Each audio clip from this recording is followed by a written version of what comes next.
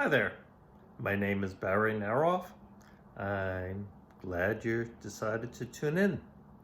This is a channeling that will be done. I never know what's going to come out of my mouth, so I'm curious to hear. I have a webpage called Birthright Therapy if you want to find out a little bit more about me. And if you want to write me, you can write me at barry@birthrighttherapy.com. So let's start. Hello. Okay, we are very pleased to be speaking today. The topic is going to be on the necessity of maintaining an open heart. There are so many conditions that occur in life that can cause hearts to be closed. Fear, anxiety, stress, anger, sadness, many things. And yet, so many people do manage to maintain an open heart, and so many people, even with great happiness and joy, can't.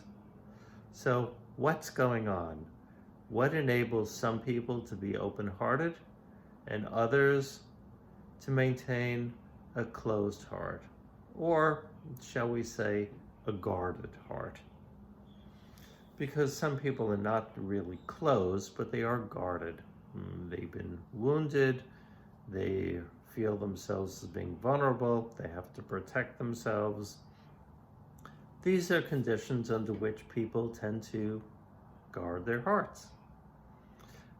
People who feel strong, secure, confident in themselves as well as in life, these people feel much more open to maintain an open heart and to enable the energy from their heart to go out to others and to the world. People who have an open heart are frequently thought of as a very kind person because they like to do things that help others. People who are guarded are generally seen as, oh, that person is very closed. I can't get close to them. I never know what's going on. I'm sure you know people in both categories. People who are guarded tend to not have had a lot of unconditional love in their life. They feel that love is a very sacrosanct or sacred commodity. It's in very short supply, and they have to really hold on to every drop that they have, because if they allow love to be given freely, they'll run out and then they'll be on empty. People who maintain an open heart understand the truth that love, like connection to the divine, is limitless. And you don't even have to believe in the divine. Love is still love. And it's still limitless. Because the universal rule is that the more you give, the more you have. Doesn't matter whether you get it back or not. The act of giving love, of maintaining an open heart and caring and having compassion, in and of itself creates more love.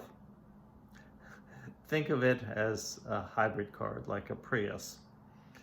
We're not promoting Priuses, but it's a good example. When you drive a Prius, every time you hit the brakes, you build up more electrical charge, so you extend the life of the battery.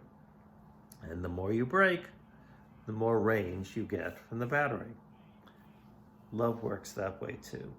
The more you give, the more it's replenished. And it's not a 1-to-1 ratio. I don't know what the ratio is, 2-to-1, 10-to-1. I don't think anyone knows. But you definitely get more than you give. And therefore, feel free to give as much as you can, in as many ways as you can, and at the end of the day of spending the entire day giving, are going to have so much in yourself. You will feel so wonderful. And that's why, in so many ways, altruism, philanthropy, helping others, being selfless, being of service to others feels so good, because in your own way, you're giving love, and you get it back in spades. People, on the other hand, who tend to guard their heart, they've been wounded, they've been hurt a lot, they're emotionally fragile. They think that the heart, if it's exposed, will have more damage, that they can't take it. They're afraid to open up to give love, because what if there's something else out there that's not particularly loving?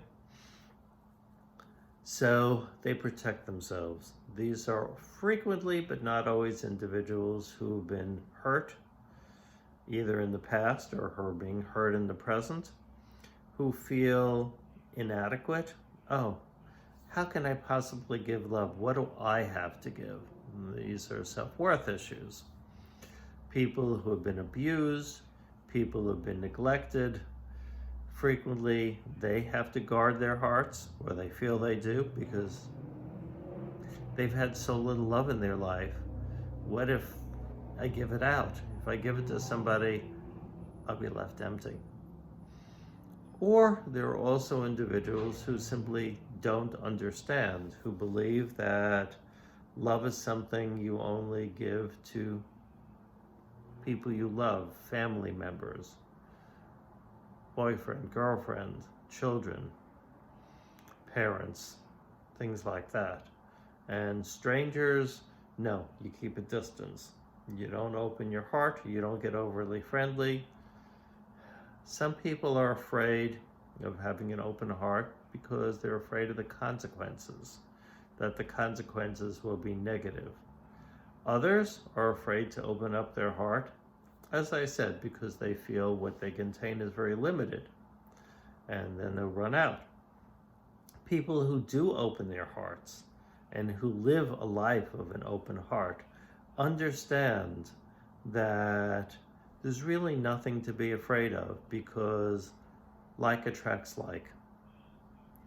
And if you give love, people will open up. They may not necessarily give it back to you, but they're not going to go and hurt you, for the most part. There are always exceptions to everything I say. Nothing is ever a true blanket statement. But generally speaking, people who are kind, who are loving, who are open-hearted, A, they tend to get that back in return, and B, they attract people who are similar, who are like them, who are also open-hearted and kind and selfless, and on a path of service to others rather than service to self. Briefly, that means people who want to help others rather than people who are just interested in helping themselves. And that's basically what it's about. So I hope this little talk has proven interesting to you. And in the love and light of the Creator, I shall depart. Okay, so I hope this is of interest. My name is Barry Naroff. I'm a New York State licensed psychotherapist. I have a webpage called Birthright Therapy. Please feel free to write in the comments section questions, comments, critiques, anything you wish. And if you like what you hear, do subscribe. I would love it. And that way, if you click the bell as well, that little icon next to subscribe, you'll be notified each time I have a new posting. So write me if you wish, Barry at Birthright Therapy. And I thank you. And until the next time, goodbye.